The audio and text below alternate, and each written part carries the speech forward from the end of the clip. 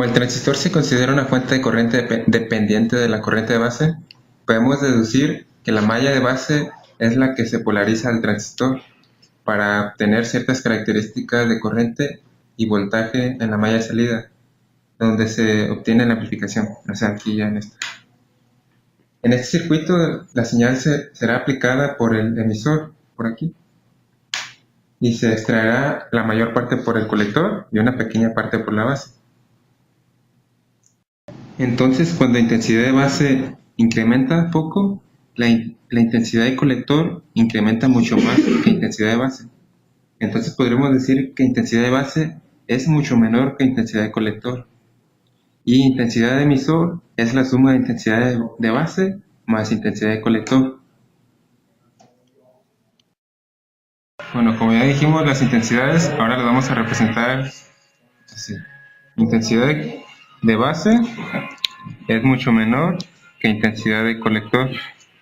Intensidad de colector es casi igual que intensidad de emisor. Y la intensidad de emisor es igual a la suma de intensidad de base más intensidad de colector.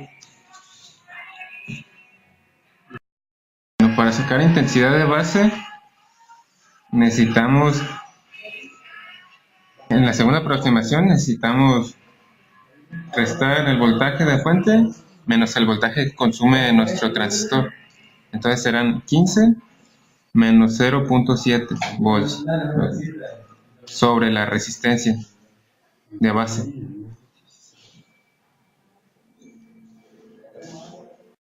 Para sacar la intensidad del colector necesitamos multiplicar la intensidad de base por la ganancia.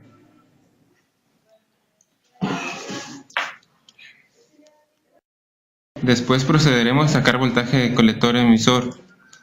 Este se saca con el voltaje de colector, de la fuente de colector, menos intensidad de colector por resistencia de colector. Ahora sacaremos la potencia disipada. Esta se saca con el voltaje de colector emisor por intensidad de colector. Para sacar la recta de carga tendremos que dividir el voltaje de la fuente de colector entre resistencia de colector. Esto nos dará la intensidad de colector. Ahora haremos nuestra recta de carga. Esto se hará con la intensidad que nos salga de esta fórmula y del voltaje de colector.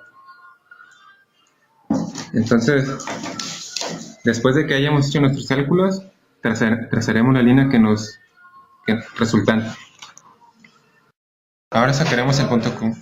Como ven aquí, ya tenemos unos simulados.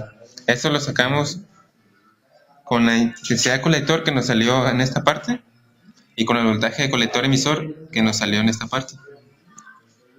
Como ven aquí, estas son tres diferentes, con diferente ganancia cada una. Estas con 50, estas con 100 y estas con 200.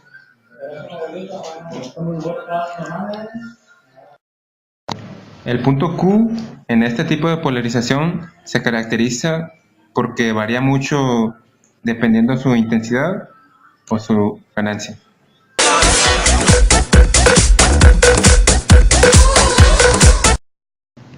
Este es un circuito con polarización de emisor. En esta aplicación, la polarización de base y los circuitos derivados de ella son muy útiles, pero cuando se trata de amplificadores, se necesitan circuitos cuyo punto Q sea inmunes a los cambios de la ganancia de corriente. Como muestra en la figura, la resistencia se ha cambiado del circuito de base al circuito de emisor, como aquí lo podemos ver, a comparación del de mi compañero. Ese único cambio provoca una enorme diferencia. El punto Q para este nuevo circuito es ahora inamovible, cuando la ganancia de corriente cambia de 50 a 150, el punto Q casi no se desplaza sobre la recta de carga. Bueno, siguiendo con la polarización de emisor, la fuente de polarización de base se aplica ahora directamente a la base. Por tanto, un detector de averías hallará voltaje de la fuente entre la base y la masa. El emisor ya no estará puesto a tierra. Ahora la tensión de emisor es mayor a la de masa y está dada por voltaje de emisor es igual a voltaje de la fuente menos voltaje de base emisor.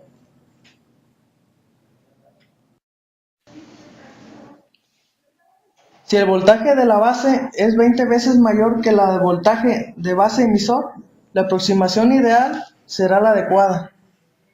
Si voltaje de la fuente es 20 veces menor que la de voltaje base emisor, puede ser conveniente utilizar la segunda aproximación.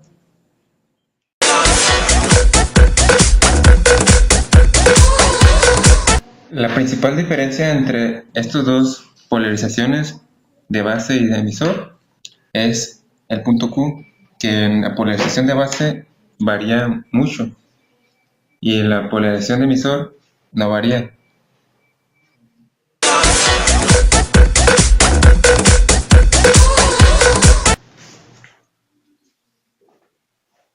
En estas dos polarizaciones del transistor, que es la de base y la de emisor, lo podemos aplicar como un amplificador de audio, como normalmente los conocemos como bocinas o altavoces, que utilizamos normalmente en nuestras casas o automóviles.